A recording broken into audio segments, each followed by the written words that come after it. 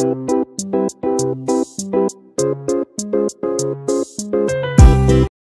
Kitchen मध्ये नमस्ते। आजची recipe आहे शेंगदाण्याची चटणी।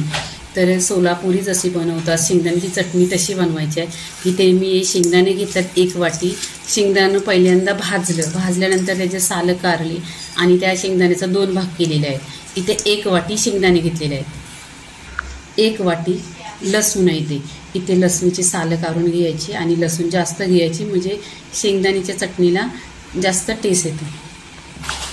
इथे 1 चमचा कश्मीरी लाल मिरची पावडर आहे। ही तिखट नाही, हिने कलर येतो।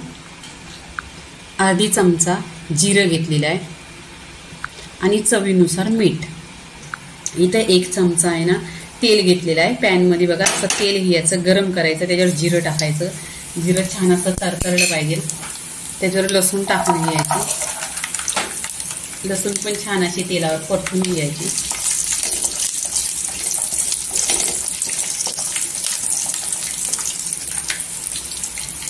इथे जे आपण शेंगदाणे घेतलेले आहे ते टाकायचं। छान असं तेलावर परतून घ्यायचं।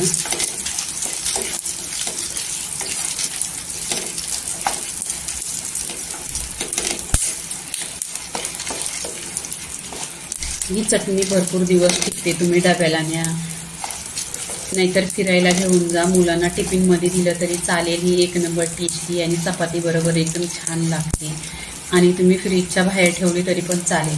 तुम्ही माझ्या चॅनलला सबस्क्राईब नाही केला तर सबस्क्राईब करा आणि अशा छान छान रेसिपी तुम्हाला बघायला भेटणार। तर बघा असं पूर्णपणे छान असं तेलावर परतून घेतलं ना मग चव पण छान येते आणि खूप चटणी अशा। आणि माझ्या चॅनलवर जास्त करून बघा चटणी आहेत आणि मिरचीचं ठेचा वगैरे भरपूर अशा रेसिपी आहेत।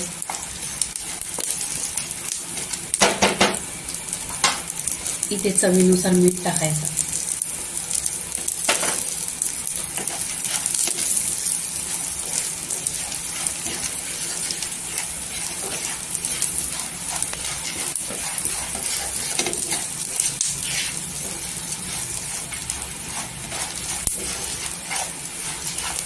आणि भाजताना आहे ना स्लो गॅसवर भाजून घ्यायचं।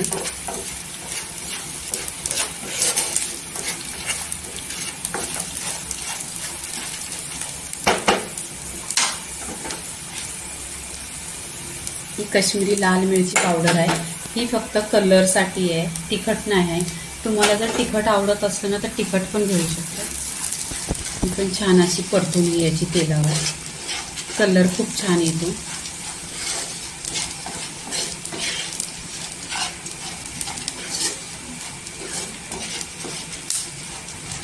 आणि असा खमंग असा खुशबू पूर्ण घरामध्ये सुटलेला आहे। तर तुम्ही पण अशीच रेसिपी बनवा।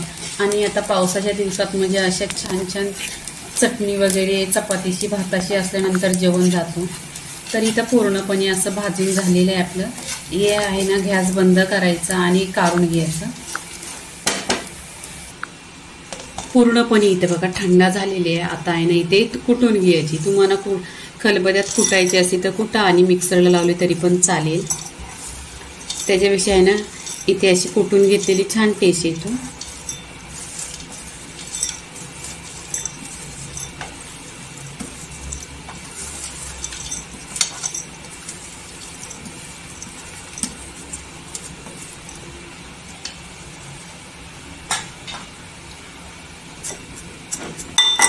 इथे कुटून घ्यायची पूर्णपणे।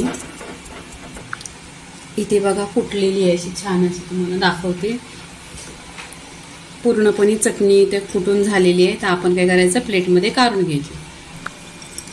इथे शेंगदाण्याची चटणी आहे ती प्लेटमध्ये काढून घ्यायची।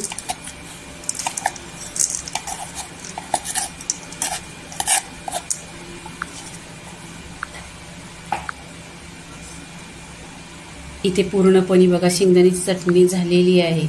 तर तुम्ही भाकरी बरोबर खाल्ली तरी चालेल आणि टिफिनला घेऊन गेली तरी चालेल। बाहेर 8 ते 15 दिवस बिना फ्रीजमध्ये नाही ठेवली तरी बाहेर ठेवली तरी 15 ते 20 दिवस टिकणार। तर इथे आपल्या शेंगदाण्याच्या चटणीचा व्हिडिओ पूर्णपणे झालेला आहे। तर लाईक करा, शेअर करा, सबस्क्राईब करा आणि नेहमीच खात राहा। धन्यवाद।